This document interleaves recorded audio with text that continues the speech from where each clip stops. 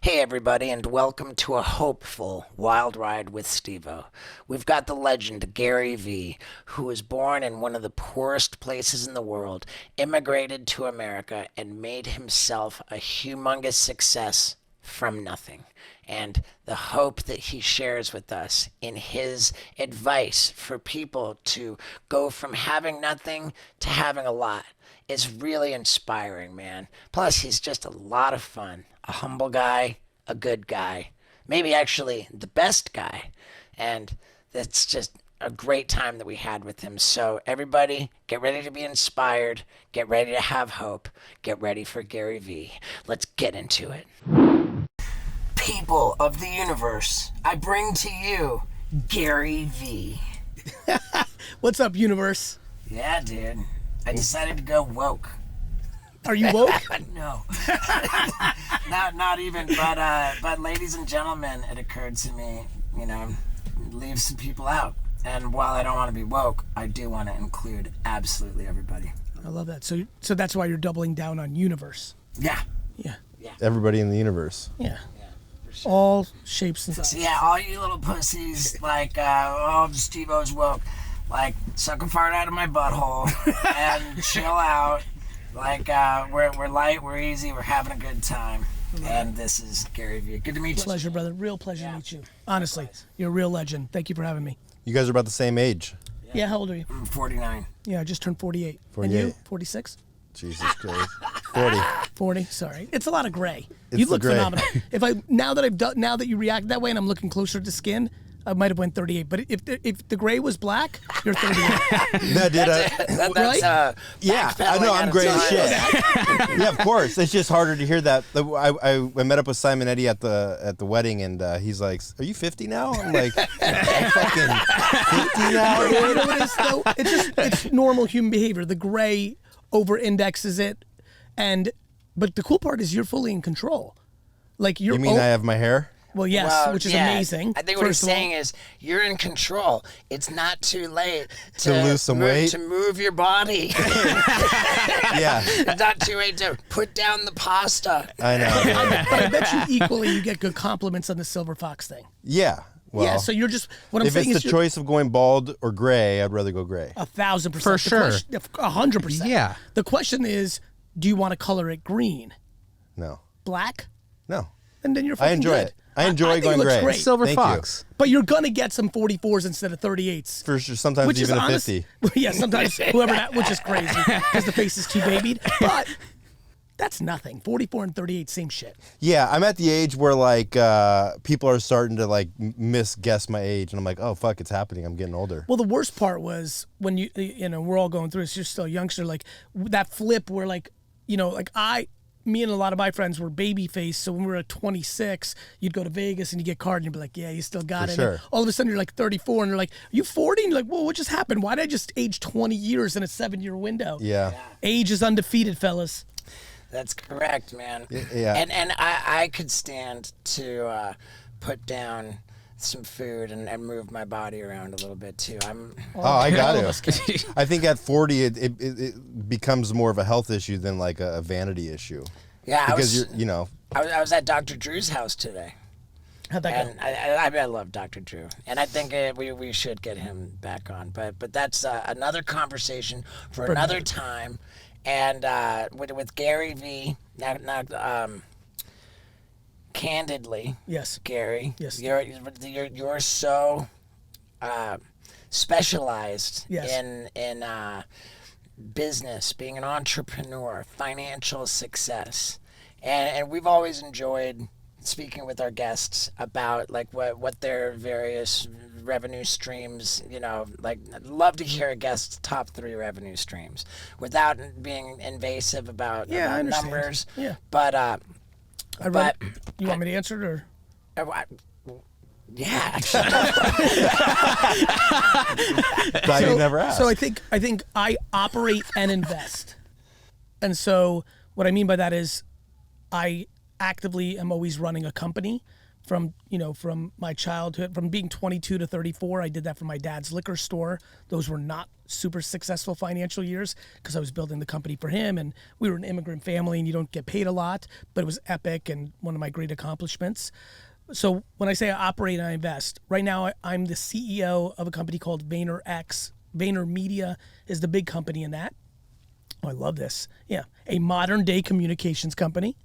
So basically, Mad Men 2023, my company does the marketing for companies like Pepsi and Chase and all these Fanatics and all these big brands, and we do different shit. Some people we do all the social media content. Some people we do the Super Bowl commercial. We killed Mr. Peanut. Oh, wow. We were the agency that worked on Planters when we killed Mr. Peanut during the Super Bowl. Agency. It's an ad agency, but it's 2024 version. Almost every client we work with, we're like, do you understand how important it is to do social media right? That kind of stuff. I mean, look, this is actually very meta. Liquid Death, started by Mike. The job he had while he was building Liquid Death was at VaynerMedia in LA. Wow. Sent me an email. Like, I'm ready to do my own thing. Do you want to invest? I'm like, yeah, I wanted to support him. Well, he's a good dude. I was like, here's a couple bucks. I'm going to make a fucking fortune on it because he's a beast and he built Liquid Death. Mike Cesario That's is right. a very, very impressive guy, the CEO Best dude of Liquid Death. That's right. And literally the job, the second before he was the CEO of Liquid Death, he was a creative director at VaynerMedia LA. No kidding. Yeah. He is absolutely a creative Well, have you heard director. of hot sauce for your butthole? Do you want this to explode and you want me to help you out? Yeah. And make, yeah. Honestly, no bullshit. Honestly, no bullshit. It would be great enjoyment, whether right after this podcast, if we got a couple of minutes, or let's get on Zoom.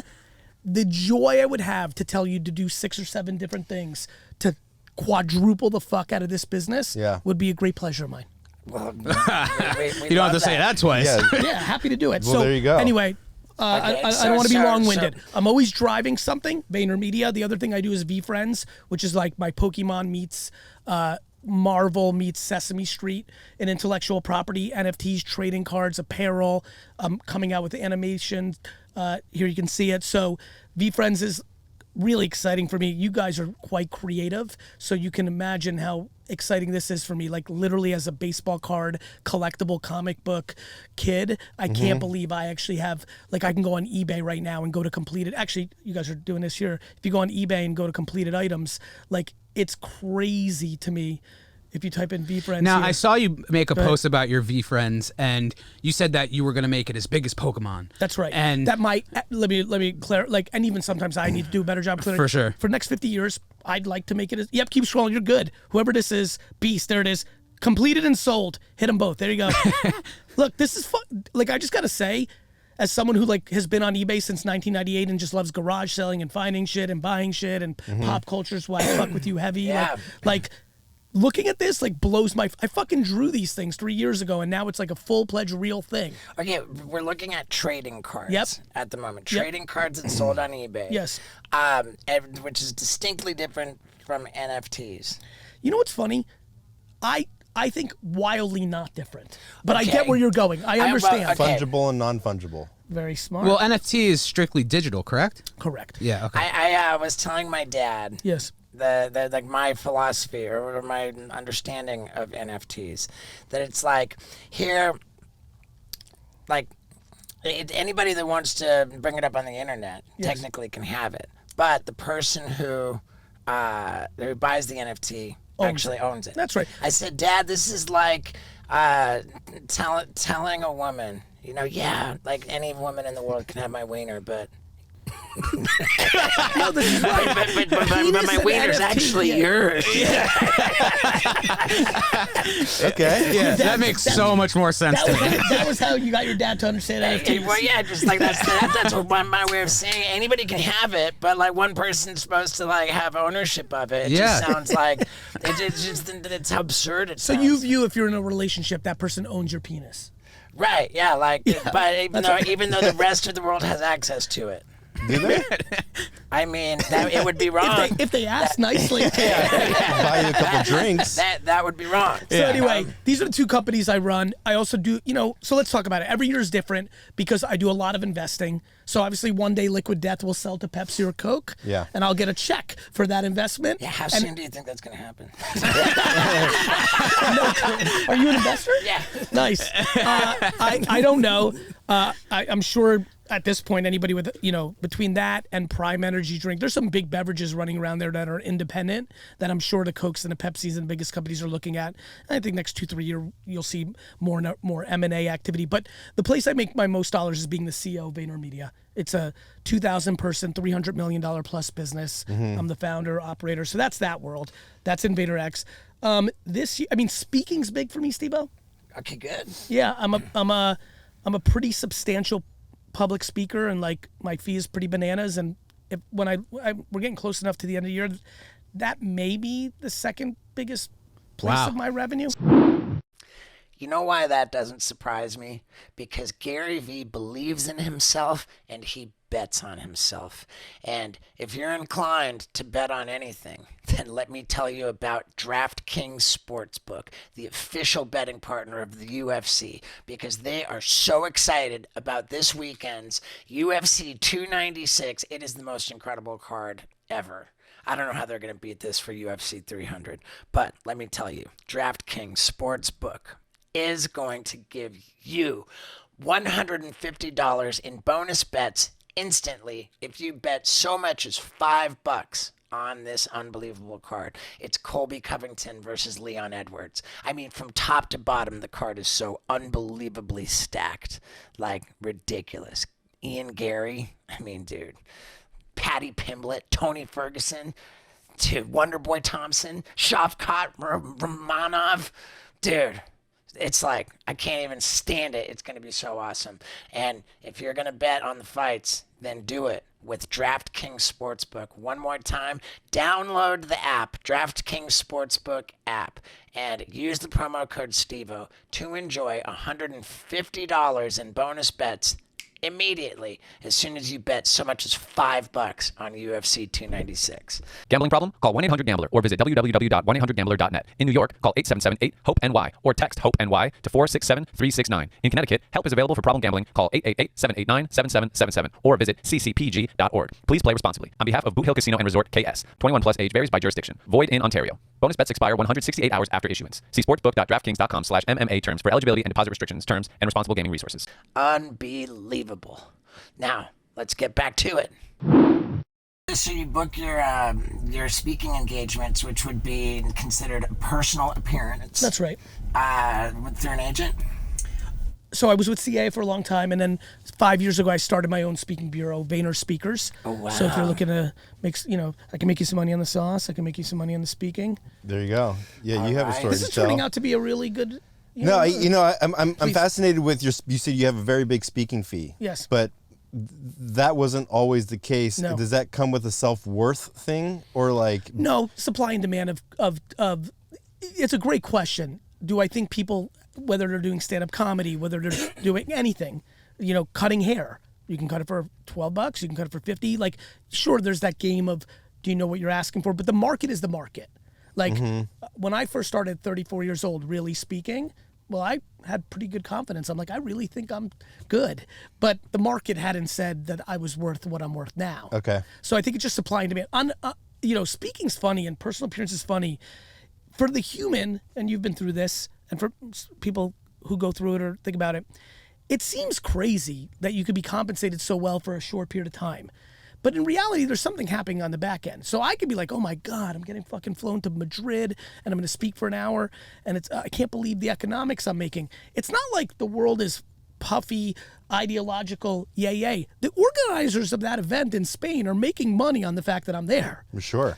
So it's very much supply and demand. Self-worth's a good question. Do I believe a lot of people listening right now, mowing lawns, cutting hair, public speaking, super famous, not known at all, doing a service business?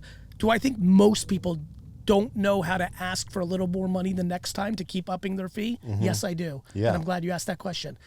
When I go do a podcast like this, I'm like, okay, this is fucking an epic show with icons. I'm going to come on. We're going to talk about our subject matter. But like, if I can leave and 3 to 7 people hear one little tidbit and all whatever the fuck we chop up at, and it becomes a good thing for them. Like the thought that somebody right now actually that does something is like, yeah, fuck.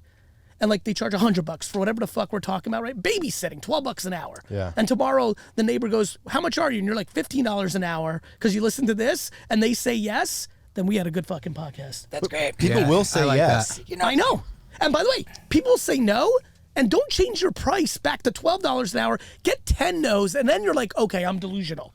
Yeah. My big thing is get 10 no's before you go back down. Too many people like are scared to go up, try one time. Someone says no, and they're like, see, fucking Gary, I was always 12. Yeah. You get what you pay for. Yeah. I'm glad that you said that too, because when I initially was saying, what I started to say, I was going to express a sensitivity that, speaking to my audience, about like I wanted to make it relatable to people, and you just did that for me. Well, and I see, love that. honestly, no bullshit. Like, I've got lots of passions, and lots of things I want to talk about. But I'm very selective of what I do, and when I do it, I always think it's only about them. Like, I don't need people skipping this podcast for you. I don't want to fuck you up. I don't want people to be like, that sucked, that's not for me. If you can't make it contextual and relatable to who's actually going to listen, then what the fuck are we doing here? Right. Like, I'm more Yeah. than capable of trying to build my own audience on my channels. I think when you go into someone's home, you take off the shoes. You know what I mean? Like, to me, the only thing I'm thinking about right now is how to respect y'all. And more importantly, even more than you, is your audience. Yeah. And so, like, look, take me wherever you think I can bring value. But the good news is, like, I'm aware of y'all and I'm a fan. And, like, I like, and more importantly, like, cool, I'm a businessman, but, like, I'm also a human being. Like, what do you think me and my buddies did in Jersey in the 80s and 90s? Dumb shit. And, like, you guys are legends to us. They're like, oh, fuck, all the dumb shit we were doing is, like, real like that? So, like, this is fun to be with you. Cool. I love it. Yeah, thank you for that. What's the probably very blurry line? Like what Vayner Media? Yes. An ad agency and a production company. Yes. So we have a production company. You can pull this one up. Eva No Saddam. Eva No Saddam. How do you even remember all these names? It's two separate words. They'll probably, it's Eva space and No Saddam. No Saddam. Eva space. Here we go. There we go. It's there. So this is Madison Ave spelt backwards. Oh. This is our production company for our commercials. In New York? In New York and LA. And I own this as well. This is part of VaynerX. Vayner Media is the agency. Even Nostradamus is the production company. Now, to your point, the world you grew up in, production was heavy, like big shit. It was real. And so our commercials, our Super Bowl, we do here. Our agency, as the creative department, they're also producing actual social media ads. So that's the twist that we did to the industry. Forever, 70 years, you had an ad agency that came up with the ideas, and then that's what you got paid for. And then there was a production company that would make this Merch Madness by Lil Baby B that we did for Fanatics. We still do that, as you can see here with Even No Saddam and Vayner Media. But inside of Vayner Media, the ad firm, everybody in creative also makes social media creative. And that was the twist, and that's how we changed the industry. Is one of your contemporaries or your rivals at Vayner Media a company called Shareability? Are you familiar with them? Yes, I think that got brought up to me the other day. Maybe. One thing I don't do, it's either my strength or my weakness. I'm almost oblivious to competition. Good. Blue Ocean Strategy. Yeah, I've heard that as well. What is that? It's just like there's no competition. Yeah. There's no red in the there's no and blood listen, in the water. by the way, I love competition. Like, if you guys were like, let's thumb wrestle, I'd get like super serious right now. yeah, but you're of the mindset there's like enough for everybody and it's abundant. and by the way, if somebody's like wins something, you're absolutely. I don't think that they took it out of me. By the way, that includes like we're in a pitch right now for we're not, but I'm going to use it because I love them. If we're in a pitch for New Balance, and we're against Droga 5 and Shareability and Wyden and Kennedy, and it's 4 of us, and we lose, I'm aware that one of those 3 people won. But that's the micro. In the macro, I'm going to get mine. For sure. We're good enough.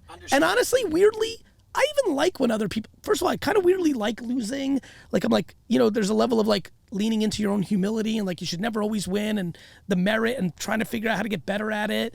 But yeah, Blue Ocean, for me, it's always abundance, for sure. It's like nobody's stopping me but myself. If I spend a minute trying to figure out what everybody else is doing, that's a minute I'm not figuring out the consumer. And I don't have time for that nonsense. Okay, so let's take some. That being said, in your world, Vayner Watt, Vayner, VAYNER, WATT.com. This one I'm excited about. This is a new company for me, about a year old now. And this is maybe some way we jam together in the future. So we started a production company. Good.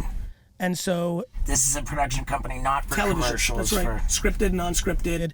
The guy that left there, Eric Wattenberg, it was at CA for 20 years. Then he did Wheelhouse for the last 5 or 6 years, and we've teamed up, and we're just now pitching our shows. It's pretty fun. I like it.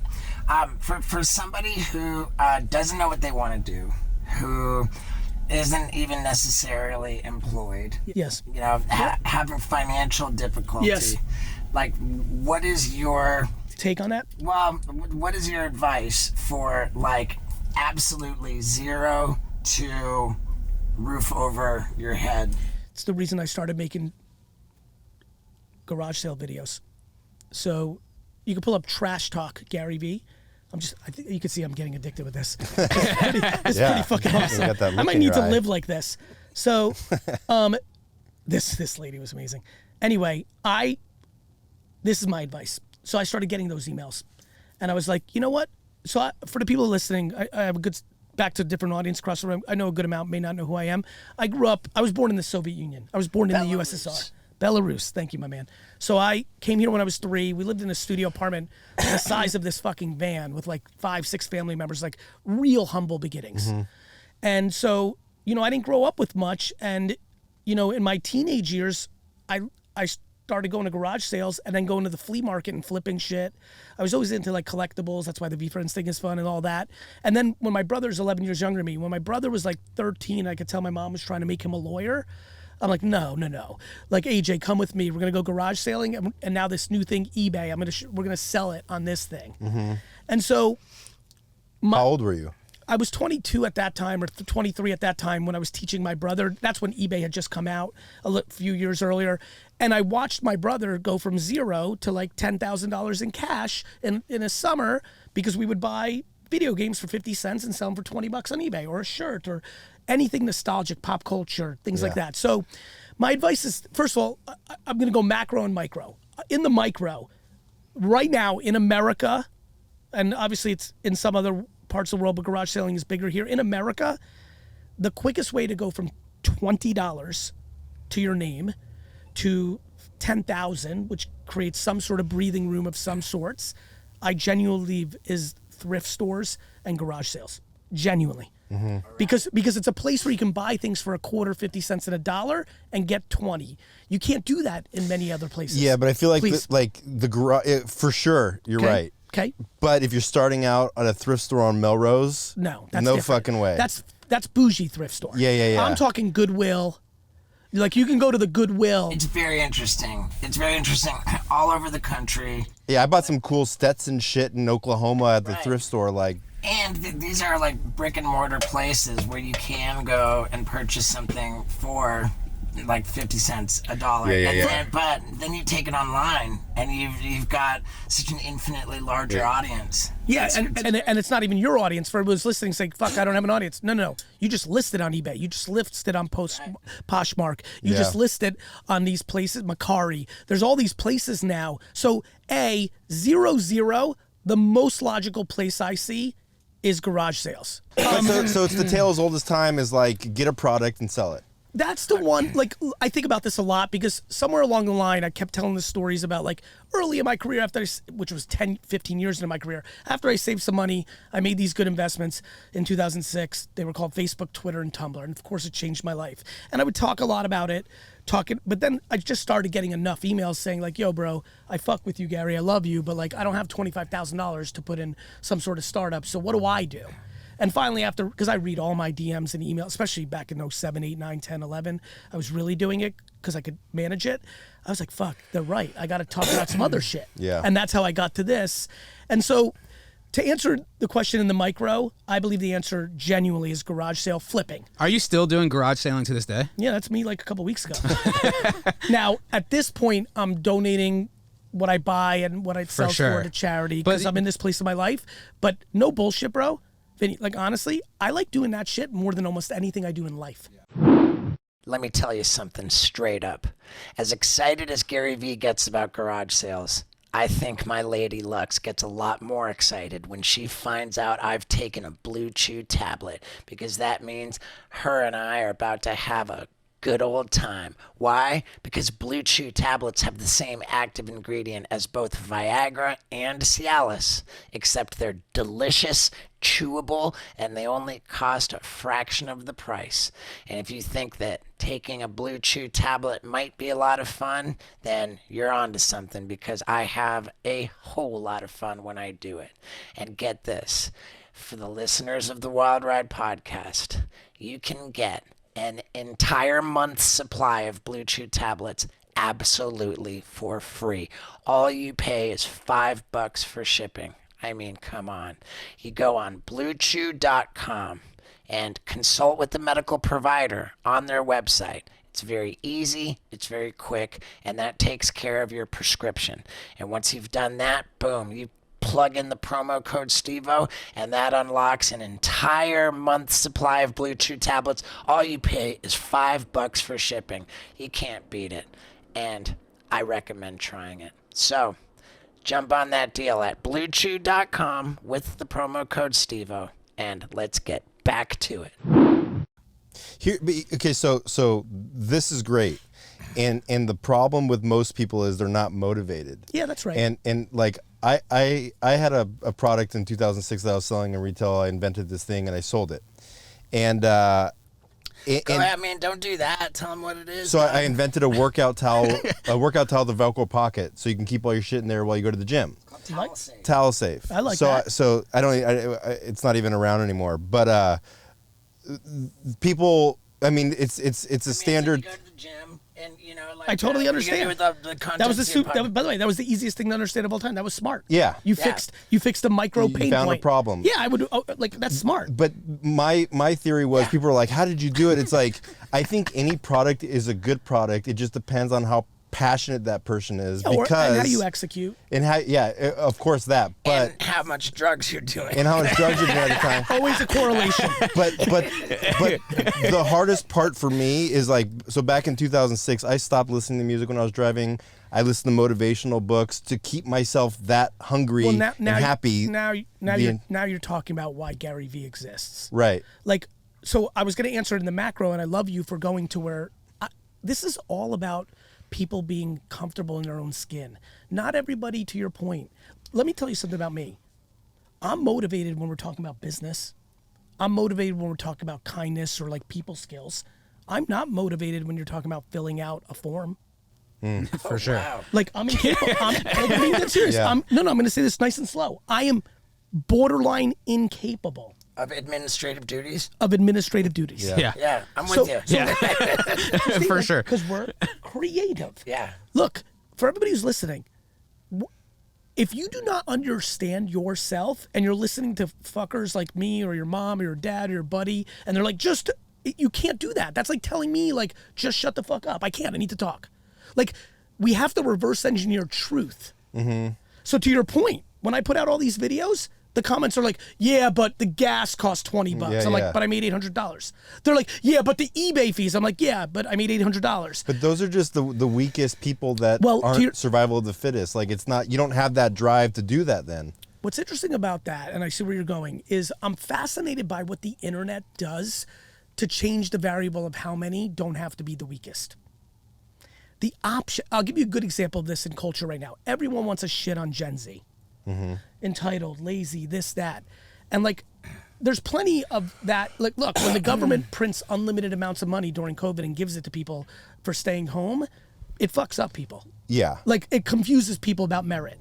That being said, when I hear like some entrepreneurs tell me like, Gary, this fucking Gen Z, I'm like, bro, you're asking them to work for $13 an hour for 10 hours a day in your fucking store. I got news for you. A lot of these kids know how to make $230 a day in TikTok ads. Like, they could sell some tea. Like, Yeah. these kids have options. Like, sorry, they don't want to work at Kmart for $8 an hour for 53 hours a week. Like, I don't blame them. If they know how to make it a different way, they're going to. Yeah. And so what is that? What was all that about? That was about, there's a lot of options. And I think there's a lot of people right now who are listening to us with a blunt in hand and chilling and saying like, yeah, I'm just not, I'm just chill. I'm just chill. My argument is, yeah, but there's some shit you give a fuck about. Something, music, something. Yeah. And by the way, this is so fucking meta. You and your crew, that wasn't monetizable 20 years earlier. It's true. It's very true. You guys became famous and rich doing shit that you couldn't become famous and rich for 20 years earlier than when you did it. And they had to get somebody to say yes. The internet is like, yo, I'm here. I'm open for business.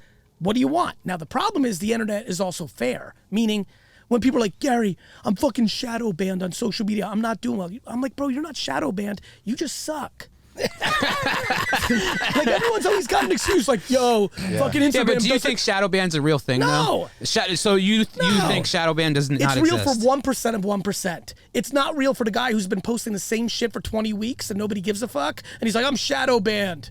I'm like, you're not shadow banned. Nobody thinks you're funny.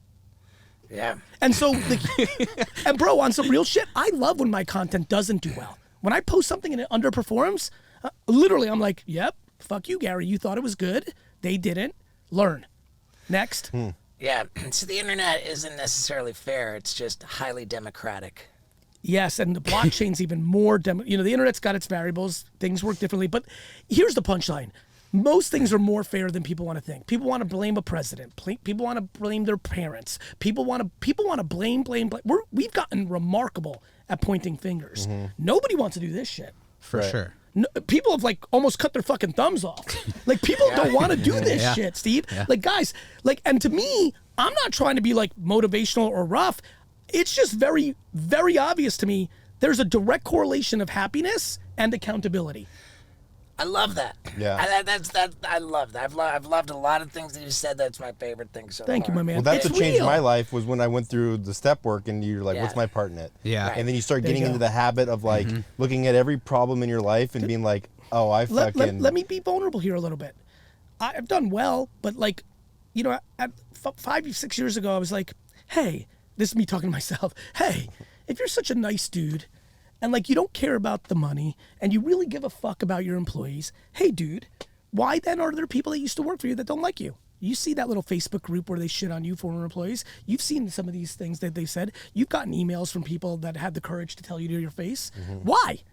So I did the work, because it bothered me. I'm like, man, I really want to be nice. I really think I'm nice. Like, what am I doing wrong? And finally, enough things happened both personally and professionally where I'm like, oh, Gary Vee in a podcast with y'all, he's candorous because he's not actually talking to anyone. He's talking to everyone. Okay. But if I cared about you, I struggled to deliver candor, believe it or not. Gary Vaynerchuk, the businessman, my whole life, I would have very sloppy firings because I couldn't tell, because I become friends with my employees. Right. And then when you had to get, like, if something wasn't working for a long time, it would be like all fucked up. And I didn't tell them along the way. Like maybe occasionally I'd say something, but now the last 5, 6 years, there's like a real process to how I do it. Like if 6 months in it's not working, I have the strength now to sit down in front of somebody I like and say, hey, Johnny, hey, Susan, like this is not working. Let me tell you what you're doing wrong. Because there was still time to fix it. Right. I wasn't over the bubble of resentment. But, and so like I get like being accountable. I sit here and out loud say to all the people that have ever worked for me or interacted with me where I had to fire them, where they're like, what the fuck, dude? Last week you were saying everything was great. And today I'm like, you're right. Like I wasn't strong enough yet one-on-one to be able to talk about it because I thought I was scaring you. If I thought I hate fear. Are you a people pleaser?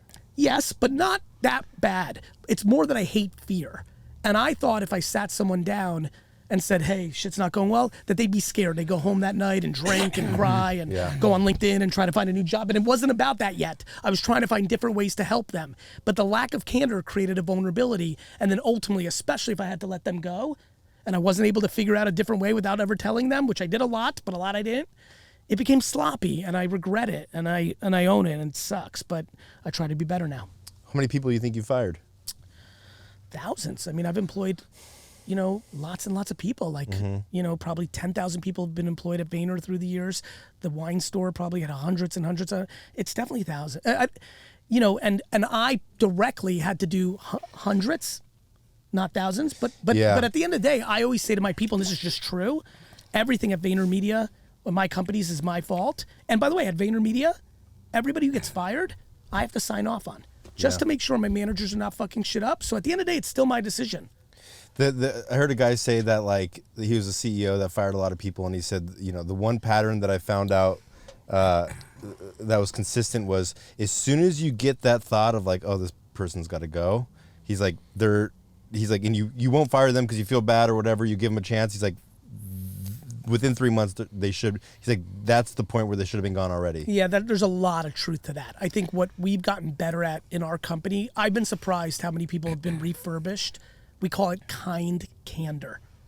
If you're able to, with compassion, tell, not, hey, Johnny, you suck. You better get your act together. You better get your shit together. See you next week. You know, like, no. If you're like, hey, there's a great boxing term, styles make fights. Yep.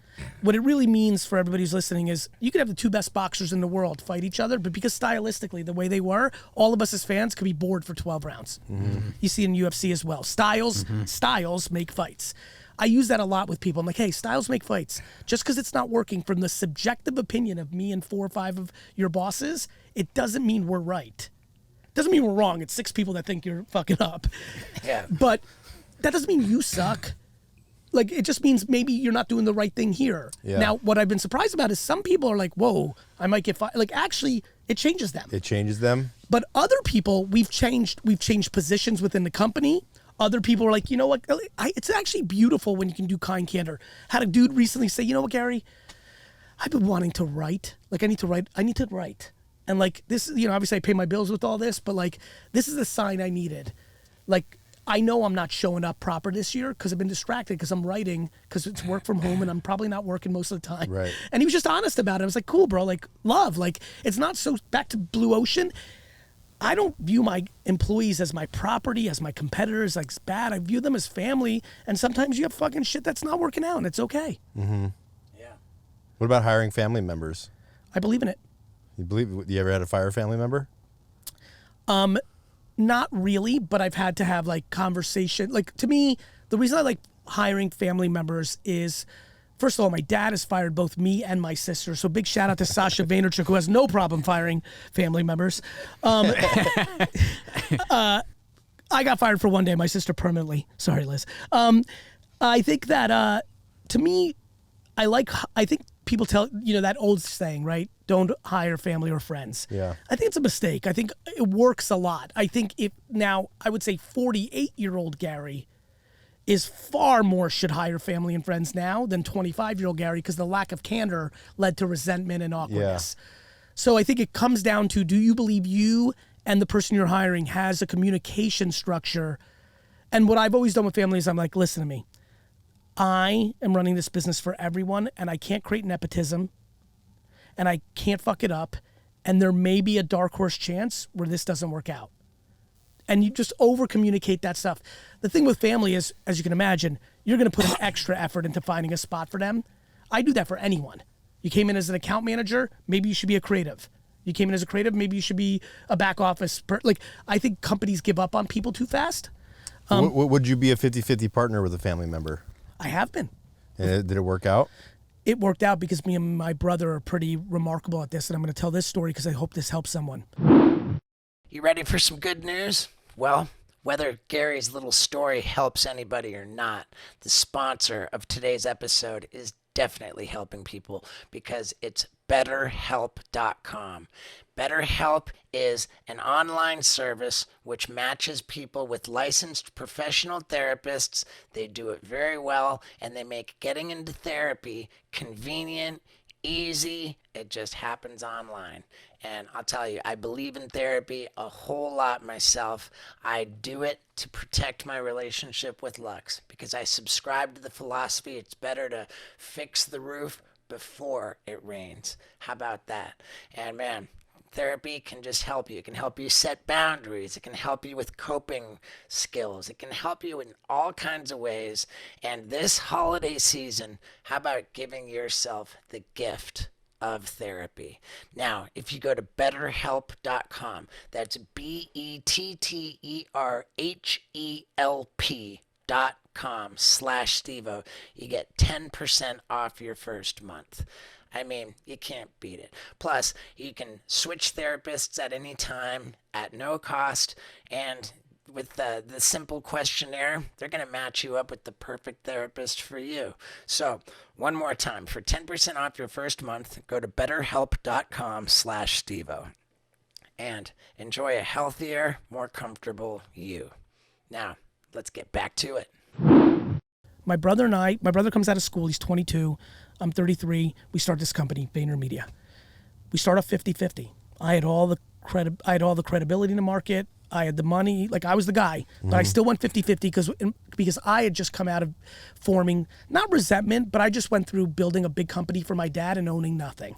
So I was overly empathetic for my brother.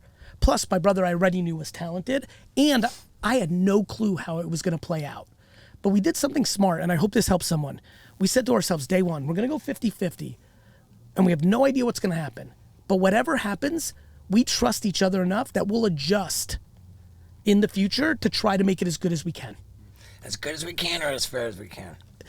You know, I would use both of those words similar. To the best of our ability, loving each other and trying to communicate. I mean, because let me tell you what happened. If I'm Please, hearing you please. correctly, what you're saying, we'll start 50-50, and as we go, we'll adjust it to what's appropriate. But you can't adjust it so easily because there's tax implications. There's a lot that comes along with that. Right.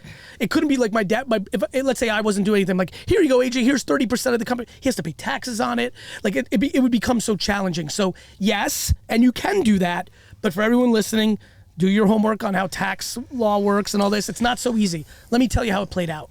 I thought, because I was the older brother and I had other aspirations as well, that I would work with him for a while and eventually he'd become the CEO and I'd go do the next thing and he would run it. My brother has Crohn's disease. At about 25, about 26, about 3-4 years in, maybe a little bit further, 5, 6, 7 years in, he has a tough spell. And he has to take, like, I think 12 inches out of his intestines. Has surgery. I come in and he's like, yo, like, he's in the hospital. Comes home, I could see he was shook. I don't remember perfectly, but a couple months later, maybe within the year, he comes in and he says, I want out. And I was like, fuck. Okay. Like, first of all, I'm 11 years older than him. So first my older brother / father instincts come in. I'm like, I got you. Then I settled down from that. And I was like, yo, we need to talk about this. Yeah. At this point, he says he wants out. How big is the company? Pretty big. I mean, bottom line is I had to buy my brother out for real money. Then we started a company called Vayner Sports. But you have to hear the most important part of this story. Yes, I have to buy him out. And yes, I was a big impact on how much we were doing overall. And were we 50-50? We were not. And I feel comfortable if AJ sat here, he would say Gary did more and was a bigger impact. But then we started Vayner Sports. And to my brother's credit, Jeez. he's working 100% on this. I'm impacting it and recruiting and different things like this. But this is what we're doing. And look at our guys. This, by the way, weird moment, sidetrack. In the time of this filming, the Jets, which are my entire life, I love the New York Jets more than anything, are playing the Falcons this weekend, and it's the first time my team is playing one of my quarterbacks, and I'm very weirded out. Is it still a huge goal of yours to own the Jets? Yes, sir. Yeah. Anyway, I'll finish this to move on to the next part. We start this company. My brother's going to be on full time, and I think if I remember at the beginning, I got 85% of the company. He got 15%. Because we were going to work on trying to make it fair. But he's putting in more sweat equity. Yeah. And what are you bringing to the table at 85 and he's at 15? Making up for what happened on VaynerMedia. Now, I'm also me. I fucking recruited most of the, like, I'm a beast and I'm me. Right. That's what you're bringing to the table. But to my brother's credit, I want to give him his flowers. Even if I never spent a minute on this company, I would own 85% of it. Because that was him holding his bargain of his word at 22 that we would see what would happen at VaynerMedia and we would always adjust. And we're But doing how was that now. conversation talking about splitting shares at the time? For this one? Yeah. Easy, because me and my brother got lucky, and I want everybody to hear it again. If you feel like you have a family member who, if you set out to, like, will always try for each other, that leaves a lot of room for you never talking to that person again. Well, my people always ask me, like, I have a thing with a business partner. And what I say is, like, if somebody asks me if they want to go into business with a friend or whatever, I say, if you're going to do that because you have to, make sure your operating agreement is so explicit that everything, there's a step for anything that can fuck up. Because, like, what do you do if, he goes on drugs? You got to assume the absolute worst and address By the way, it. you two just crushed the shit out of that last 30 That's why seconds. you're not the bad guy. Both are unbelievably right. And so we don't live in fantasy land.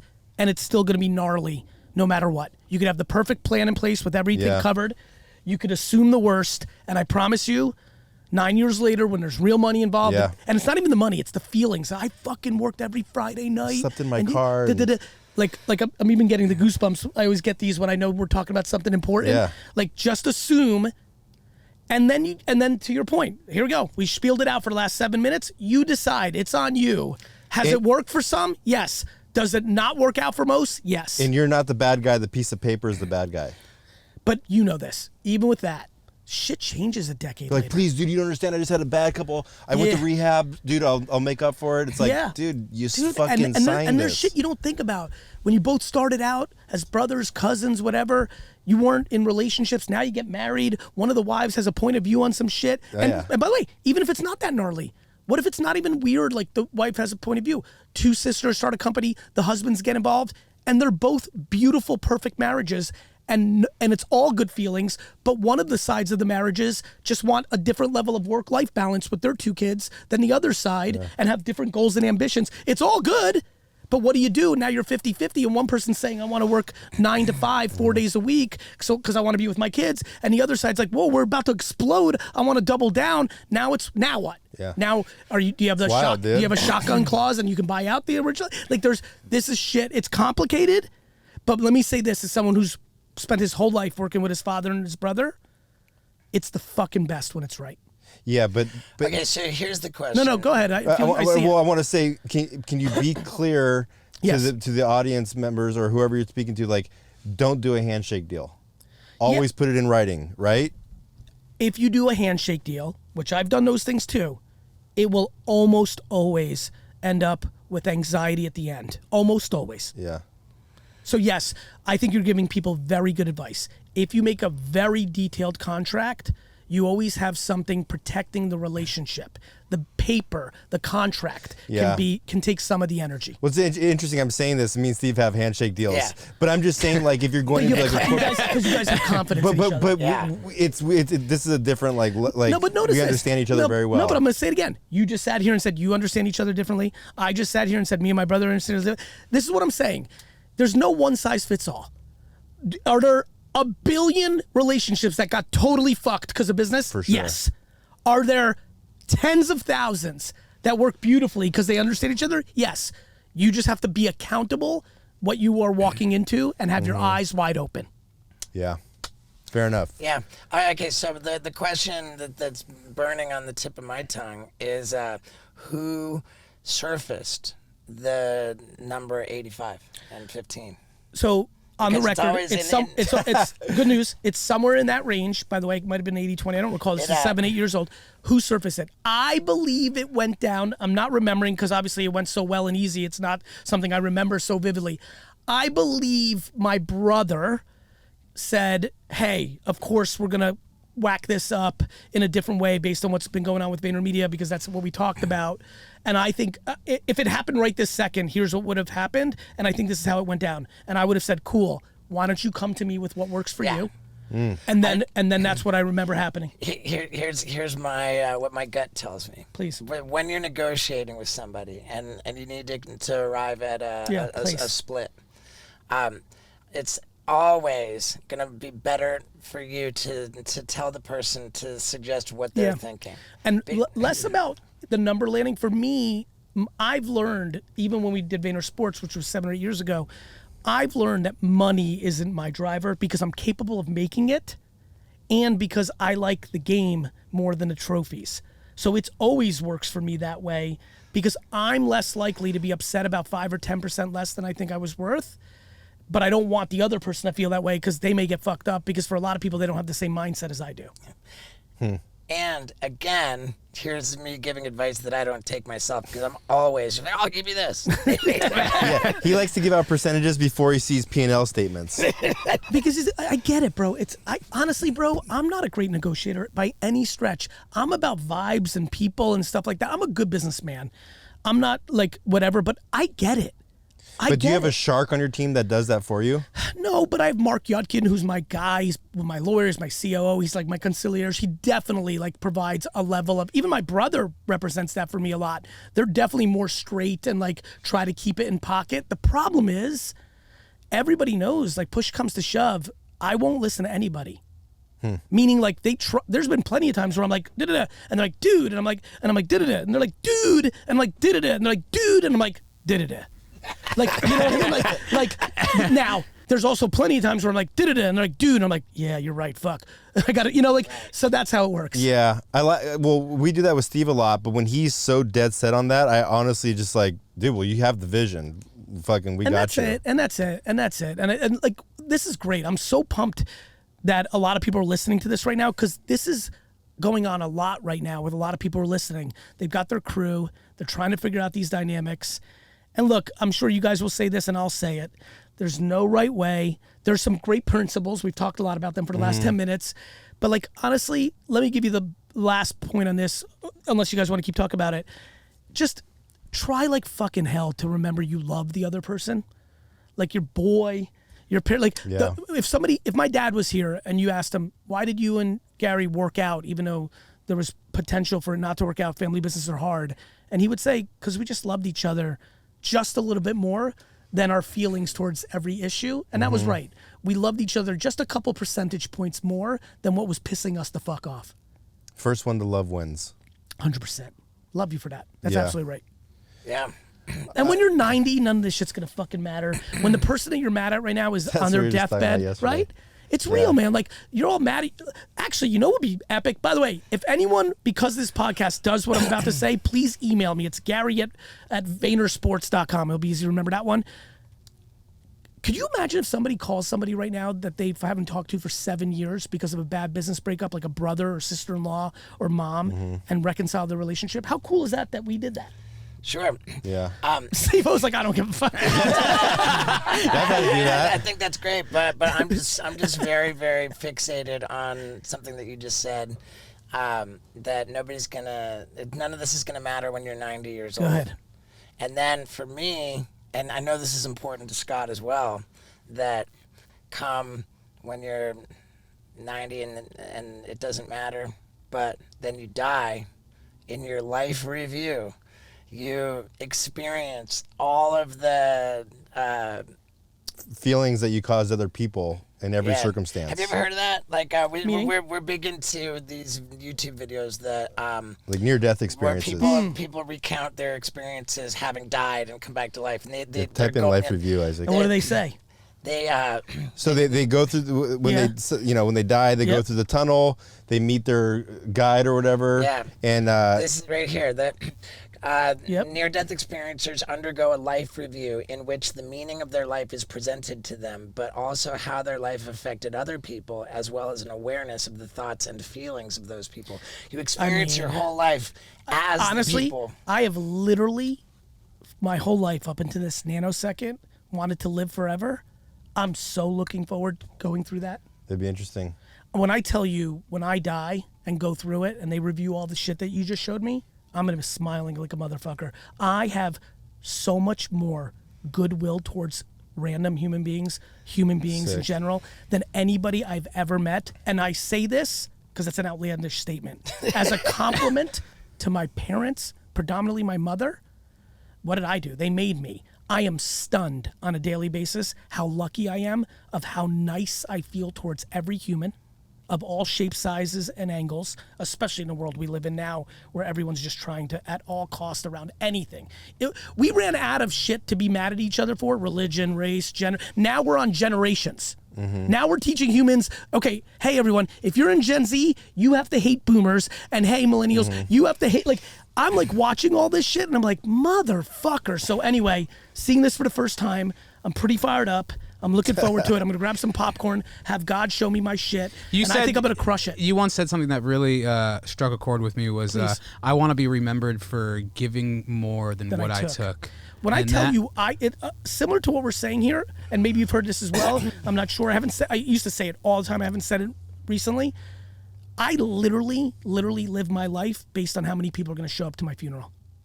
I believe most people do not show up to funerals unless it's really, really, really that person. Like, I think back to my life and watching like funerals and being like, I cannot believe X wasn't, like, like, obviously, like, to compel someone to go to their funeral, you had to have a real impact. Yeah. Like, actually.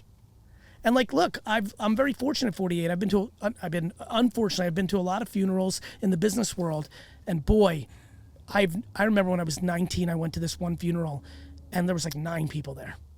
And I was like, makes sense. He just was not nice. Is he laughing?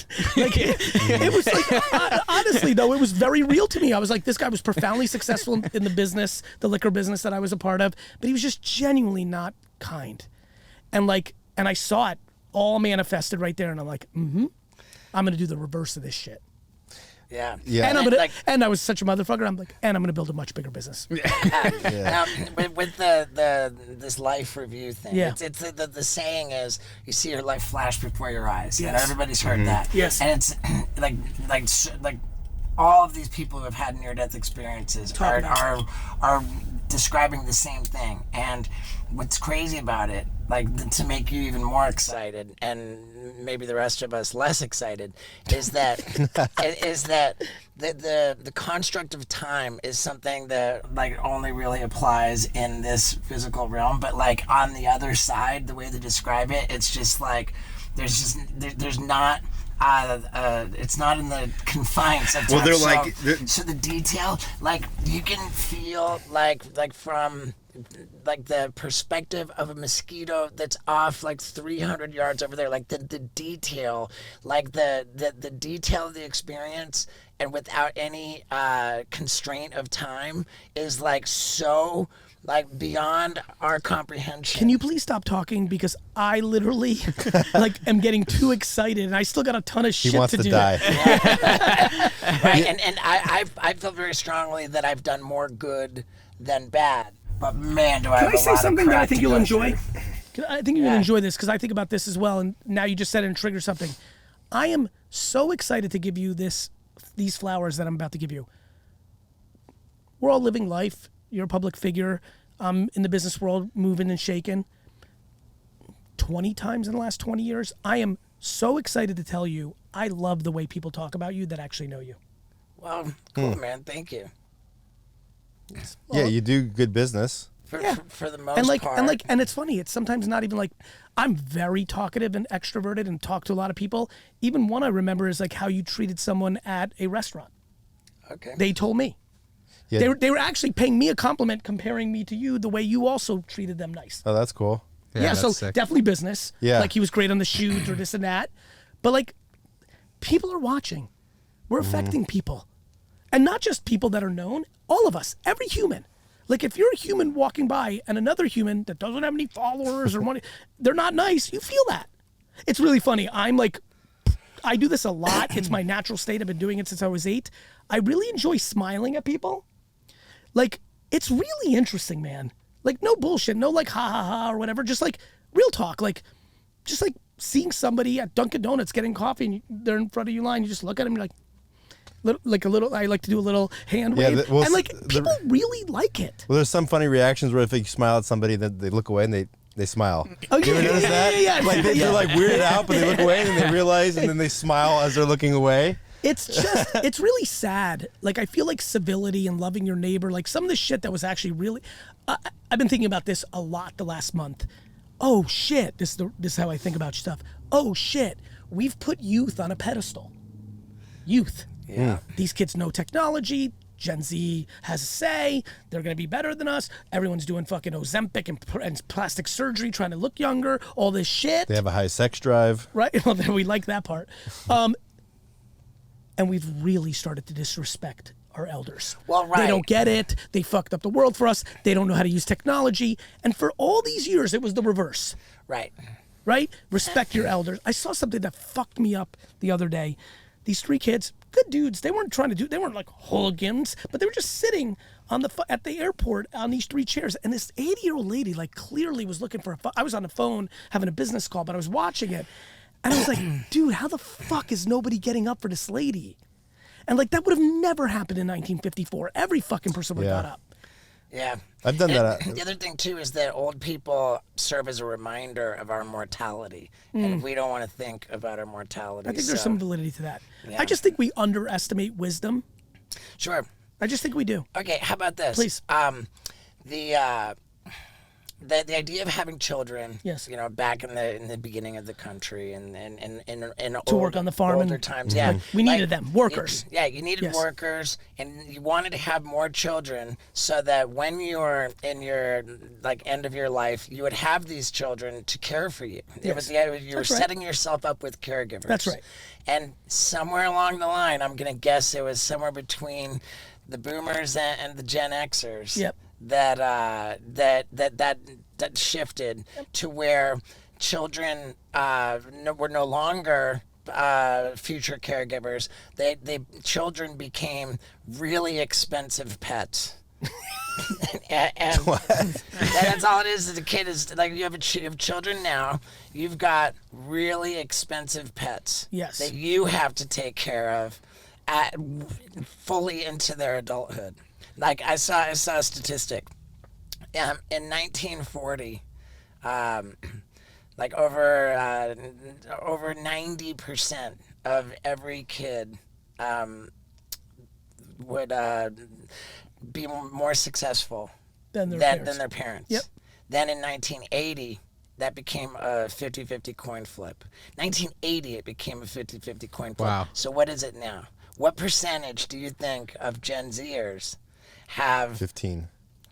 I think it's a general area. Ooh, Yep. we're gonna find out. What more success? Do better than their parents. You know. Oh, Wait, Gen Z most likely to say they're doing better than their parents. Okay, that doesn't tell us anything. well, yeah. Where were? Did you have a stat in mind that you were gonna say? I don't know. I only know. All I saw was 1940. Well, was I think what you're saying is like because most Gen Zers are like, dude, I can't even afford a fucking house now. well, right. I mean, and that's the thing. Like, I got a vasectomy because you know, multiple reasons, but You were very, curious? very major influence on me getting vasectomy was what I considered to be just dwindling opportunity. Like you hear people say the American dream, you know, isn't what it used to be. Yeah, you know, I'm more optimistic than that. By the way, I understand all of that, and there's plenty of validity to have that conversation. I think there's a couple problems. First, I think it's hypocrisy. Let me explain. You have all these Gen Z kids saying like, "Fuck my parents, they fucked up shit," and they're 24 and they're on the payroll. Right? Like so. First, it's really hard to say, "Well, I can't do it," or "This sucks," and you're not changing the narrative for yourself. Meaning, our lack of patience of eating shit for a period of time to get to where we want to get to is gone. Gone. The reason so many people were able to make it was you thought that it would take 15 years for you to make it. Mm-hmm. Now you tell someone who's 21 it's going to take 15 days to make it, Yeah, no way. and they're like, "Nah, man, I ain't got that time." I'm like, bro, Yeah. all you got is time. Now, couple things. One, I'm generalizing. I've met an ungodly amount of 18 to 22-year-olds who are on fire, who want to fucking do it. Right. Plenty of that. But it has become, because some people, popular culture is fucked up people, because Mark Zuckerberg could in 7 years, because of the internet, get to $1 trillion. Everyone's like, yo, you know, the top 1% in America, the richest country in the world, the top 1% makes $650,000 a year. A lot of money. But every kid that's 19 is like, if you tell them, well, you're only going to make $1 million a year, they're like, damn, I suck. They think it's like so easy. It's Right. impossible. YouTube influencer money. That's right. And so OnlyFans. everyone's confused. So couple things. I get that. I understand why that's happening. Separation of wealth is an issue. It's all Roman Wealth Empire disparity shit. is Yeah. really, But here's really- my thing. As a human, don't be discouraged. Meaning, okay, the American dream. Listen, I love America. I immigrated here from the Soviet Union. I fucking love this place. But really, as a human, it's all about accountability. If I was 19 and somebody told me, bro, 10 years from now, it's a wrap. Nothing can happen here. My next question would be like, where does it happen? Mm-hmm. And if they were like Australia, I'd be like, let's fucking go.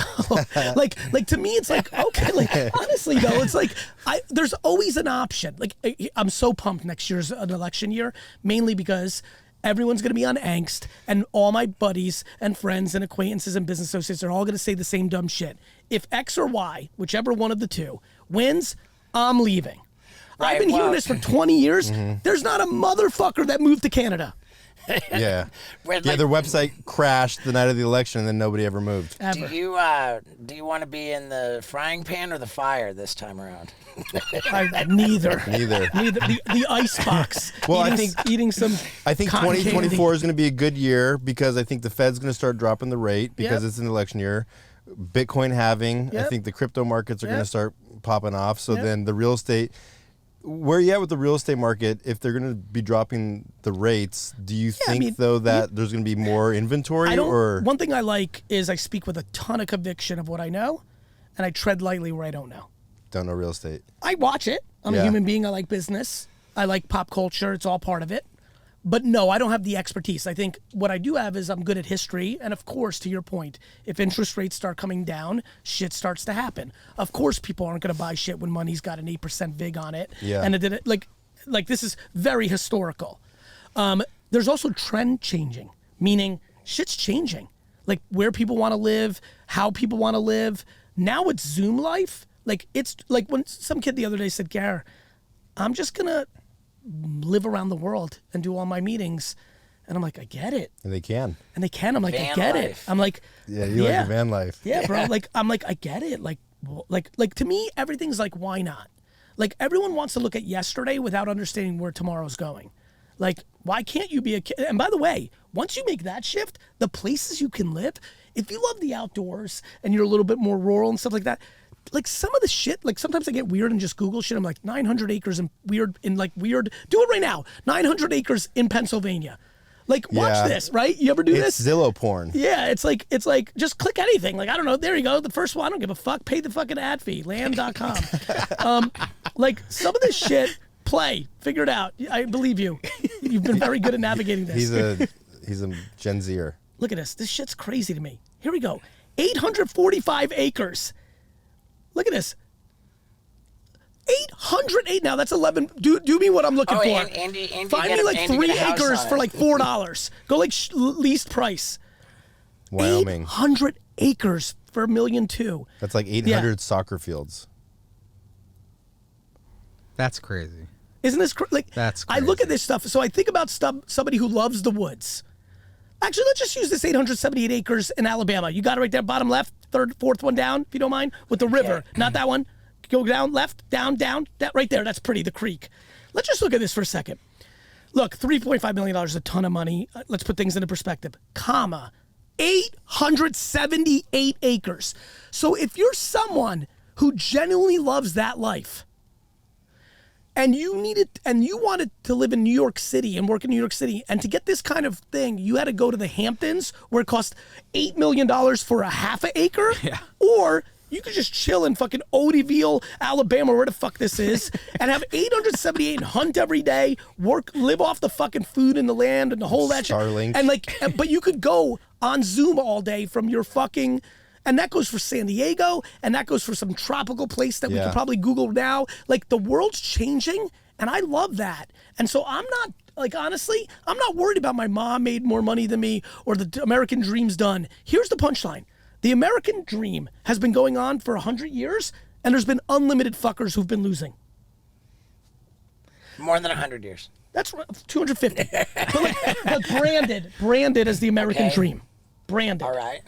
And during that time, Steve-O, unlimited dudes and gals were losing. Mm-hmm.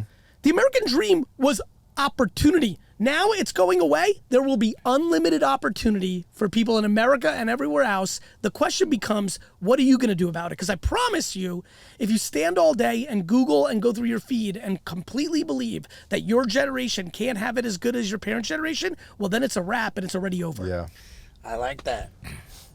I like that a lot, man. Let me real. let me ask you You this. find what you're looking for. You want to say the world's all fucked up? I can show you 900 things right now on the internet, and you're right. You want to say the world's awesome? I can show you 900 things and tell you. The problem is 95% are in that first part right now. That victim mentality. 100%. It's all perception. It's easier. It's easier to be a victim than you have to do shit about it. What feels good to Point. People love a good fucking point. Yeah. He's getting too super into it. Yeah, look at him. He just forgot he was on the van. Yeah, let me ask you this, because I know a lot. I think a lot of people are always learning. You know, how did you know this? My biggest question in my 20s were like, dude, these fucking millionaires. Like, how do they know this? And I started, reading Tony Robbins books or Rich Dad Poor Dad, and then I started to say, well, how did they know that? And then I kept tracing it back to, well, they all got their information from Napoleon Hill's Think and Grow Rich, and that's my favorite book, and awesome. it's the best-selling self-help book of all time. Love it. Do you have a book? No, that's not how I don't. I've learned that I have real reading comprehension issues. Yeah. I was an 80s Same. kid, so I didn't get diagnosed. But I don't read books. What I've learned from is the market. But I'll explain. yeah. It was Thank you. Yeah. I saw where you were going. No, yeah. I can't explain to you why at 6 or 7, when it snowed in Jersey and everybody started building a snowman and sledding, that I wanted to get a shovel and ring doorbells and be like, can I shovel your driveway for $5? Nobody taught you that. Nobody taught me that. My mom was an 80s mom, just go outside and play. It was very cool. It was awesome. Yeah. And my dad was never around. Worked, which I respect the shit out. I'm saying that in a good way, like he was building our family's life. It was just naturally in my DNA. I was actually genuinely, I think, truly entrepreneurial. It was just my makeup. But what taught me what I learned was the doorbell ringing, was the baseball card shows, was stocking the shelves at my dad's store. I'm inherently curious and I pay attention. So even as young as like 12, doing baseball card shows, when someone's like, how much is that? And I was like, oh, this is Cal Ripken Jr., it's $20. And they'd be like, oh, nah. I would always analyze what went down. When I would ring doorbells as a kid, no. I remember not just being like scared. Most people are scared to get the no, which is why I don't do it. I wasn't even not only not scared, I was always like fascinated by like, what did I say? How did I say? I was very introspective. So I think a lot of mine was natural, and then what I was learning on the job, as you hear people talk about anything in life. So I'm a better learner living it than I am reading it, and I think a lot of things came natural, which is why I actually think my platform has played out the way it is. I think when I hit the scene a decade ago, and I was like, okay, now let me give the game to the kids, I was saying it's so different and saying different shit because I think I did it a different way. And so, like, I'm very grateful for being I feel I can step out of my own self and be like, oh, okay, Gary, you were original enough that it brought, but it was based on. I'm sure if I read those books, I'd be like, oh shit, yeah, they knew. Like, I never think Right. I don't think anything I do is new. I'm sure it's you, and I promise you, long before Napoleon Hill. Like somebody like. Well, yeah, because his whole thing was he hung around with like the billionaires of like the 1900s, and he studied their thing and he wrote it into a principle. I love it. But the billionaires knew, and he Yeah, but and they learn exactly. But I think there's universal truths to like I do too. hustle muscle. And hustle muscle is, and now we've like canceled. I mean, that was such a pain in the ass. What? For me. That's canceled? Yeah, like What's 70. canceled? Hustle muscle? Hustle. It's like a bad like that. Why? Because people turned it into burnout. And and honestly, and I get it. By the way, nobody wants. I like how trains popped up for hustle muscle. Yeah, well, dude, look at this kid that. The universal truths of work ethic are real. Well, they come from somewhere. and I think Networking, you get that networking is real. Like people fucking make shit happen. Yeah. Like I think a big one that is not. Tell me if I'm wrong. I like that you know some of this stuff well. I think humility is a big one. Of course. I think humility is like, it's not like what dudes want to talk about enough. I think humility is a fucking superpower. Like if you don't get high on your own supply, it's just enjoyable. People will, because you reach a certain level and so many people are insecure, they start talking shit about people because they got somewhere and it fucks you up.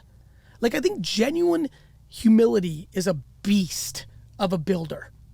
Like I think Of 100%. yeah. I mean, I'm high. I never want to bust tables again. I love that, and I love. I think It's less of being scared of going there. It's more of like, no, look, we've been fortunate, the three of us, right? Sure. We've worked for that. I don't think like I got lucky. Like, of course you get lucky that you didn't die or you were born at all. Like you could. I don't like when people weaponize luck so that they don't have to do shit. No. But of course we're fortunate, but we've worked hard and we're here, right? But the reality is that once you get there, how you act is like incredibly fascinating to me. I mean, look, you guys know, you guys have been around. Like watching, I hate that people don't understand that money and fame, they don't change you. They expose you. They, yeah. Yeah. I couldn't agree more. It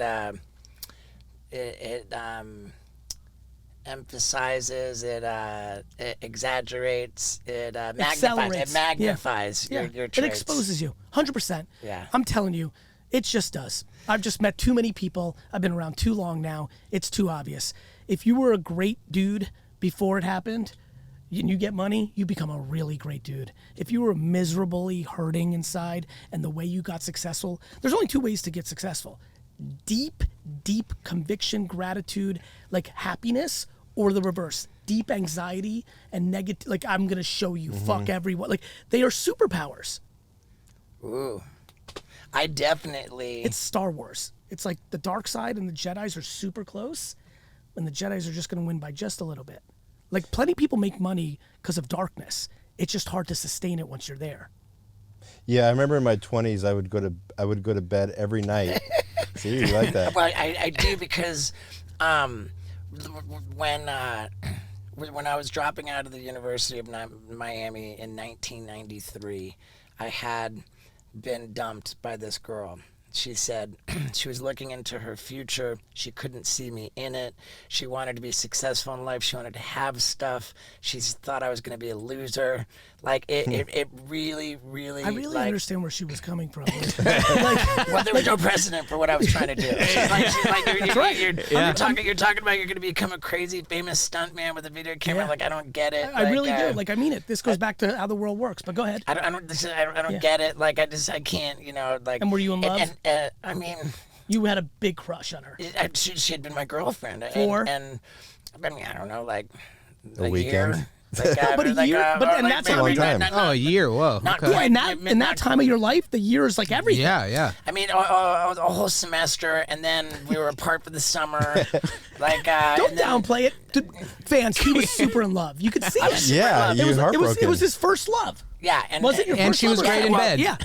right, and so and nothing. What's her name? Her name is Tracy, and there's What's nothing her wrong. last name? I'm kidding. There's nothing wrong. I'm not No, disparaging Tracy was right. Tracy was right. She wanted better for herself, and she had to have a boundary. And I mean, I was blowing it. I wasn't going to class. I was drunk all the time. I failed out. I got kicked out.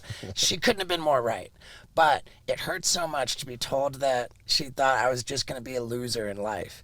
That like when I proceeded on with the video camera and trying to do the stunts, every year, Tracy received a VHS tape of how badass, like the filming that I did. Like each year, the tape that I mailed to Tracy got more and more badass. This How long were you doing that for? What started in Last week. Yeah. It started when Such a He's bucket sending list. her this tape. She just got the bucket list in the mail. Gary Vee fan. it started like when I mean she dumped me in 1993. I certainly was presenting footage to her like whenever I had the chance Well into in the person. 2000s. Like mailed a tape in 1996, 1997, by 1998, like there were actual like professional graphics baked in because I was showing up in like and so like I just so genuinely it resonated with you when you're like fuck, you know, and It's just funny. like, I'll show you. It's funny. Wow. When you told that story, like the way I would think about it, I don't have that same gear, but when I do think about trying to have that gear or like what would I do in that gear, I would have gone the other way. I think the more gangster version is nothing and just know you're going to get that outreach in 10 years. That outreach, The long game. That Right. long game. Like, I've gotten some fun outreaches when I was starting to pop 10, 15 years ago, and it was deliciously satisfying. Yeah. Yeah. Yeah, but it's okay to get like motivation out of of course spite, it is. and Look, like look, but I do think, I will say this, brother, and I think it's fair, but I will say this because I really am fascinated by this subject matter. I tell everybody who's motivated by spite, try to tweak it, because when it is your driver, when you get there, it's not like like when I hear that, he's also a humorous dude. Like For sure. Like to your point, I think the way you're saying, just make sure it's not 100% spite, because when it's 100% spite, when it's that pure darkness, it gets dark when you get there. Totally. Yeah, I just mean by like Yeah. like this one chick broke up with me and I was like, oh, I just want to get better looking and just like also for my health and like to look better on camera and all that stuff. But it was like just like no, I want to show her that like what she's missing and what Vin, she's am I missing seeing your out. eyes right? Are your eyes that pretty? Yeah, they're pretty cool. Oh my god!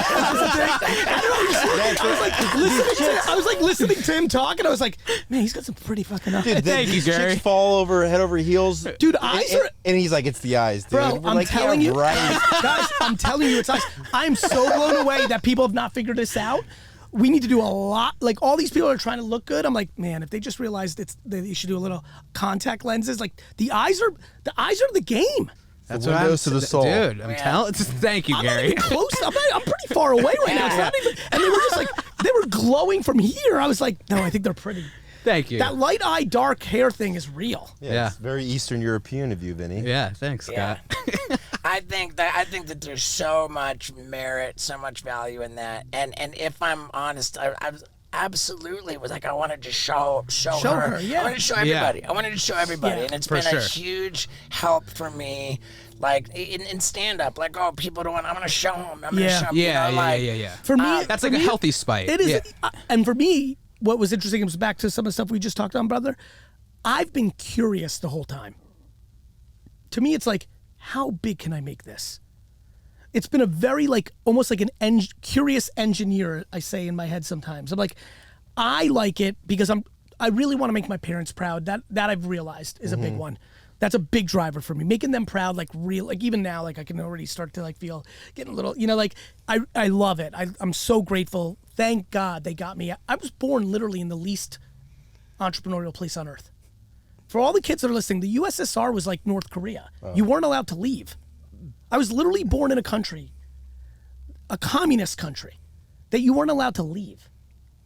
Like America passes some like weird, like California and New York pass like some subtle law, and they're like social. No, I grew up in real socialism. Yeah. Like, and so like I'm so grateful. So I know I'm driven that I want to make them proud, which is awesome. But I've become very curious on the merit, on the blue ocean thing. I'm a big thinker of like a big believer, not thinker, big believer of like, to build the biggest building in town, there's two ways to do it. Either you just are capable of building it, or you spend your time tearing it down everybody else's buildings. And I watch people, and they really like number two. They build a decent sized building, and then they spend all their energy fucking tearing everybody else's down. And I'm just kind of on like, 40 stories, 50 stories, 70, like I sit here, just turned 48.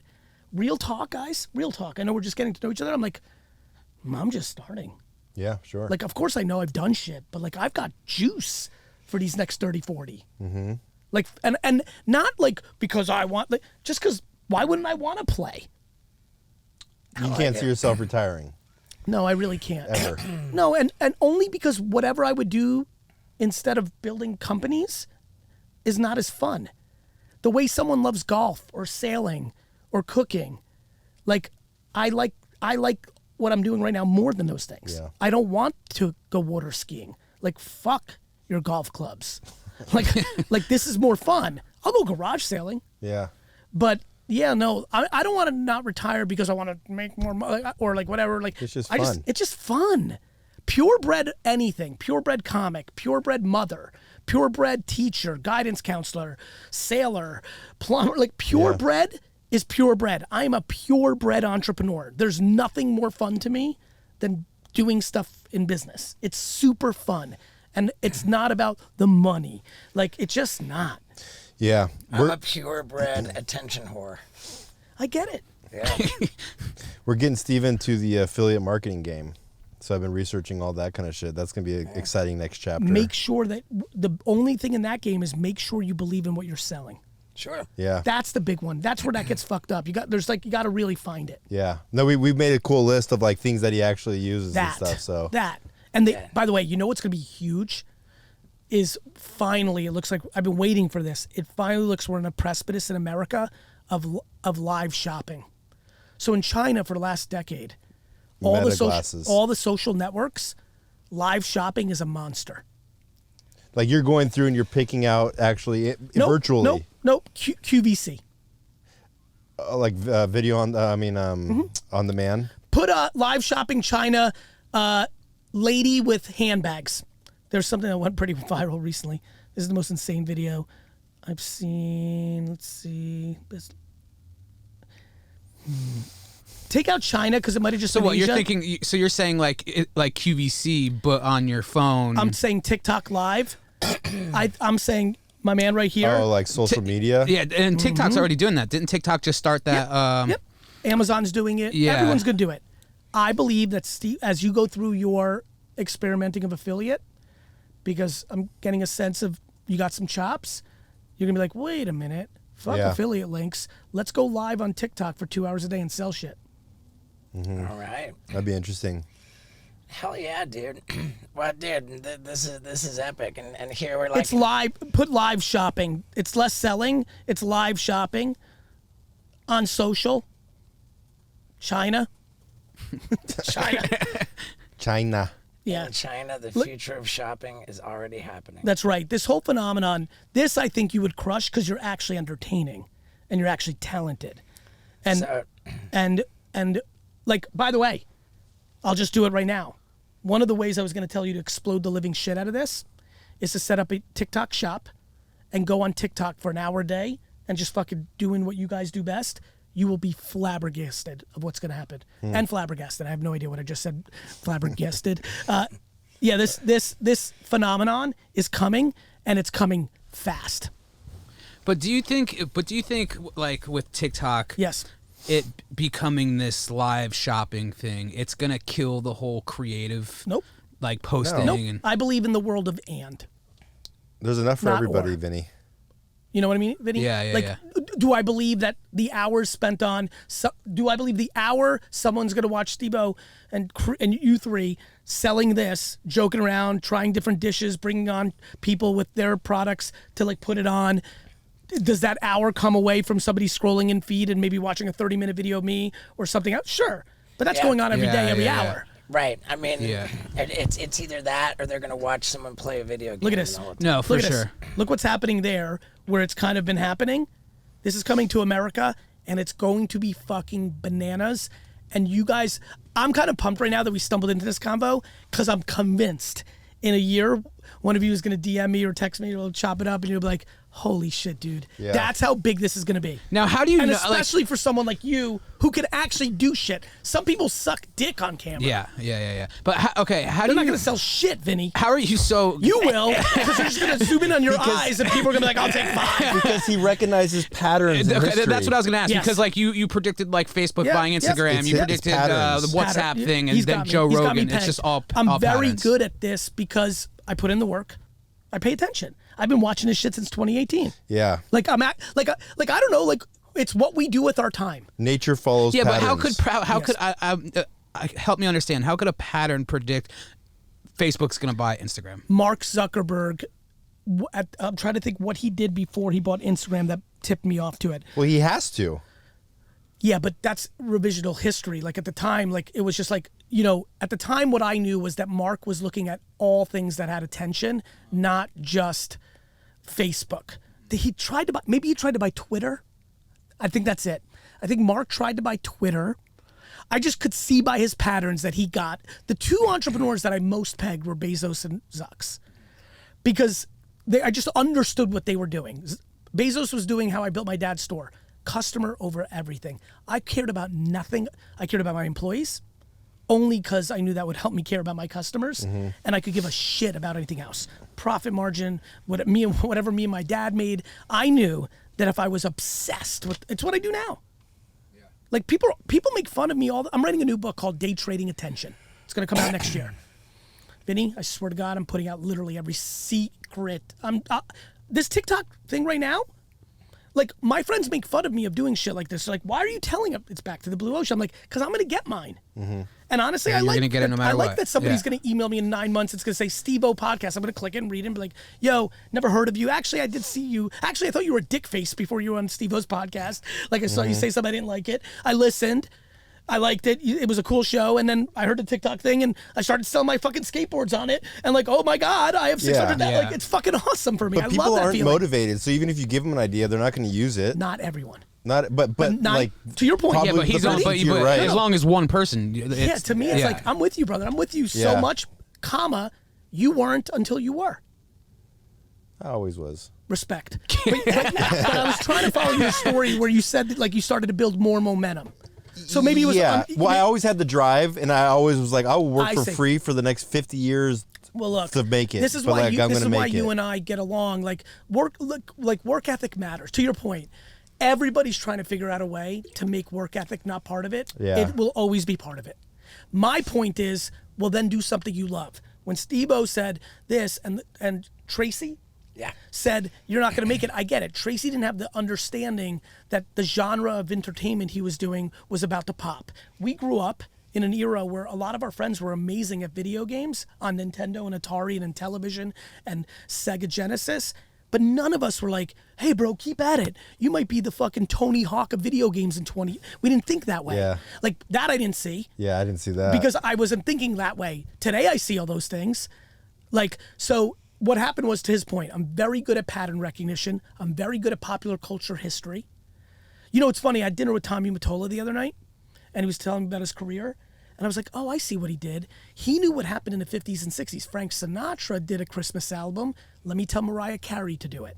Because it makes sense. Christmas albums, you just keep playing. You keep playing them. You keep playing them. Right? Like this time of year. Like, and he did Celine Dion's Residency at Vegas. Yeah, of course he did. That's what the fucking Rat Pack did in the 60s. Mm-hmm. He was good at rebooting shit.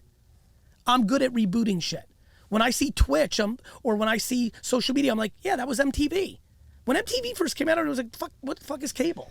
There's 3 channels. Mm-hmm. When HBO was fledgling, MTV was you know, like MTV actually worked right out the gate. But what MTV was in the 80s and 90s is what TikTok is now. It's just the place where kids' attention is. Everything's going to be player one ready. I can't wait. That's what it'll be like, right? I believe digital currency. People are going to be in their headsets. Yeah, I think VR is real. It has to be. Yeah, it's going to be 20 years, but it's real. Like if I want to sit into a therapist's office, but she's in New York, I'm going to get on the VR and have a therapy session like this. I mean, you're pretty much already there You with just that. took the fucking words out of my mouth. Yeah. Perfect job. Good work. Yeah, but because they're gateways. Yeah. Zoom is the middle step to that. Mm-hmm. Yeah, I mean, you could put on an Oculus right now, go to zoom.com. And, yeah, the only problem is one day the Oculus will look like this, and you're just like, hello, and you're just reading AR like even better. One day Oculus is going to look like this. like a contact. Yeah. Like, have you seen the movie Anon? I have not, but Clive Owen. I know the punchline. I mean, you're walking down the street, and it's just like a digital But it profile. makes Everybody sense. walks by. It's AR is amazing. AR is fucking amazing. By the way, the new Ray-Ban Meta Facebook thing, Oh, where you could just hit the. dude, it's fucking yeah. fresh. The fact that they did that from one year to the next year, Yeah, and it's you just don't gonna need speed up. earpods, it's going to speed up. I love when people think that the moment they're living in is when technology stops. no, I'll go This for it. iPhone is going to look like a fucking beeper in 20 years. For sure. Yeah. Well, it's going to be once Neuralink takes off, if it does, like that's going to be a game changer. But it would be weird to implant a chip into your brain. I would do it. Would you? Let me tell you when I would do it. I would do it. I'm a second wave guy. I wouldn't be the first dude to do it Yeah. because I'm like, what's up with the cancer? But if you give me a few minutes of it and I understood, I'm definitely not going to be the holdout. Like, why not? Yeah. Like, I don't know. Like, what do Well, you it's think? a chip in your brain. That's kind of weird concept. I get it, but like, people put shit in their heart, and that was a weird concept to people That's true. 70 years ago. Yeah. When people were like, yo, we can fix, everyone was dying of heart attacks back in the day. And then they were like, we're going to cut you open and put a fucking thing on your heart. I would have been like, fuck you. Yeah, at Amazon, when you could pay with your palm at first, I was like, fuck that. I now just I'm saw like, that for the fuck, I just first wanna time do it. yesterday. I'm just Oh going my to be like, God. bzzz. I want everyone to know everything. I want everything to be frictionless. Blockchain. I was like, of course, blockchain. Wait till deepfake videos come out. Do you understand that we just did a full-fledged interview? And in 4 years, kids are going to fuck around and change the shit we said on this, and it's going to look like we said it. Well, have you seen them on TikTok? They're taking. Aren't they already doing that? Yeah, they're doing I'm that with talking Rogan podcast. Of course. Yeah, and they're they- like, hey, my dick got bigger. But it's like him, but they're changing his voice to sell their product. That's right. So what happened is the last 100 years, video has been, I would argue, video has been the judge and jury of our society. If you see it on video, it happened. JFK did get assassinated. Rodney King did get beat. Like the Yankees did. Like video was the proof. We're about to go into the era of where you don't believe a single video. Over the next decade, all the sense. videos we're not going to see. And then people are going to understand why the blockchain matters. Because this episode, in 3 years, you're not going to post on YouTube first. You're going to post on your blockchain address first. Your IO. That's right, to show that this was real, and then go up. And then when I find it on the internet, I don't know if this doesn't exist yet from my knowledge base, they're going to connect those two things. The blockchain's about to get uncomfortably important. Cardano, baby. All the way Like, to the moon.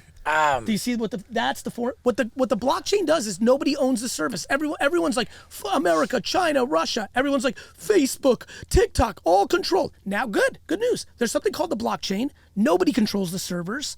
That's the place of truth. And obviously the NFT craziness of 2 summers ago, that happened just like internet stocks in the first wave.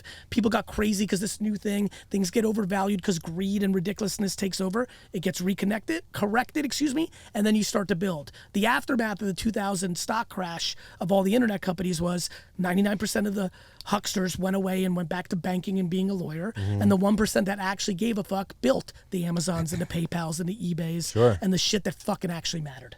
Wait, here's the pattern of how I know blockchain is going to pop off is when you start seeing sign that says we are no longer a cash business. That's right. You're like, well, what is it? It's like, oh, they want you on your phone. Well, it's so funny. A buddy of mine was like really passionate, like a year and a half ago when this combo was hot. He's gonna get me at dinner, and he goes into I felt like he did a lot of homework. I was proud of him, like some good points. He goes, how could you trust it? Like, how do you know that's your cash? How can you trust it? You have to hold it. And I was like, what's in your pocket? And he's like, what? And he was, so I got his wallet out. I go, that's a credit card. How do you trust that? I'm like, do you understand this is the same conversation that happened in 1960 when people were talking about credit cards are coming and all these, could you imagine dudes in the 60s, all those characters with real money, like, fuck you, it's all cash. I don't want people knowing my shit. Cash. I mean, there's still people like that today. Of course, but today, like, I laugh when people are like, well, how do you know where your money is? I'm like, where's your money right now? Yeah. Where the fuck's your money right now? Losing 7% under your mattress a year. Crazy. Yeah. Fuck it, T-bills now? Like, it's crazy. Like, listen, all this shit's interesting. First of all, I just want to say, not that I'm wrapping it up. I still got time, but I'm enjoying I'm enjoying the shit out of this, but go ahead. I got to pee like crazy. Yeah. And we crushed it. We've been doing it for a while. I know. We got an hour and a half. Oh, we fucking annihilated. Yeah. I think this is good. I think that's a lot to ask of the audience. If you went coast to coast, I fucking love you. Dude, I say that at the end of every episode. I say it's our street team. To the street team. Well, we should give away something on your website for the people that are listening to the very end. You want to do something? Oh, I like that little call to action. Give away something. You want to? I'll give some. I would like to. How about I create a special URL and put the bucket list on there for free? Whoa. Like just real quick, like you got to be the first people to this. You want to do it for like a week? You know what? That's gonna get me a breach of contract. I'll jump in. All right, go. I'll jump in. You guys create a URL. You can produce this afterwards, but you get me the 25 people that did it, their name and address, and I'll just send them a ton of shit. We could do that too. We could do that. Yeah, go to the bottom of surprise boxes. Go to the bottom of stevo.com. Love it. And on the customer support, just say Gary Vee is going to send me some shit. In the title? And in your title, and then leave your name and address, and the first 25 people. First 25 people. We'll send it over to Gary. Understand that if this has been up for more than 2 hours, the ship is sailed. You're probably number 26.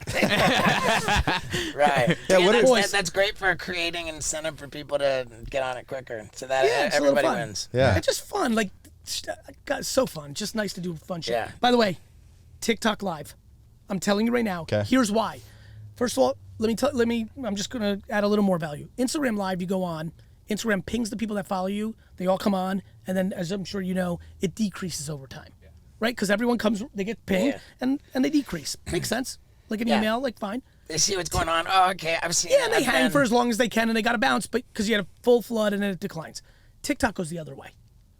TikTok, the longer you're on, the more they're surfacing your live. Even non-followers too, right? Especially non-followers. Yeah. Instagram doesn't even do that. Instagram doesn't do non-followers. No. So you go on for an hour. You guys do it. You got to, this is the last thing you guys have to worry about. Yeah, it's all going to be predicated on good ideas, fun ways to do it. You have unlimited ways. Everything from just wanting to do it by yourself for an hour and talk about it to like you producing cool ideas. I don't have any worry about that. But you do it a lot. Here's the best part also. Then you get to chop up little pieces from it where TikTok will show you where the spikes were of interest. You clip it and you run those as TikTok and Instagram and Facebook and YouTube short ads to sell the stuff. So you're basically creating a production day to create good ads while you're selling shit on a TikTok live. It's crazy. It's fucking crazy. You're basically, let me use it in old school terms. You're basically doing a QVC show that's randomly showing up to people who don't know who you are. And for that, you get to see the data that shows you what commercials you should make for your product on all the other platforms. It's great. Wow. That's great. Are you still on the same tip as posting as much as you can all day, every day? Yeah, I think this like push-ups. If you do 30 push-ups, you get 30 push-up results. Yeah. You do 100 push-ups, you get 100. Now, what people don't hear when I say it, back to things I say that maybe I need to do a better job breaking down, which is why I'm writing this book. Or, For sure. Or I'm hoping people can hear what I'm saying. When I say post 30 times a day, I'm also saying post on 7 platforms. Yes. And I'm also saying tweak it slightly based on the platform. So, for example, I think y'all should post a lot more on LinkedIn. That doesn't seem native or natural.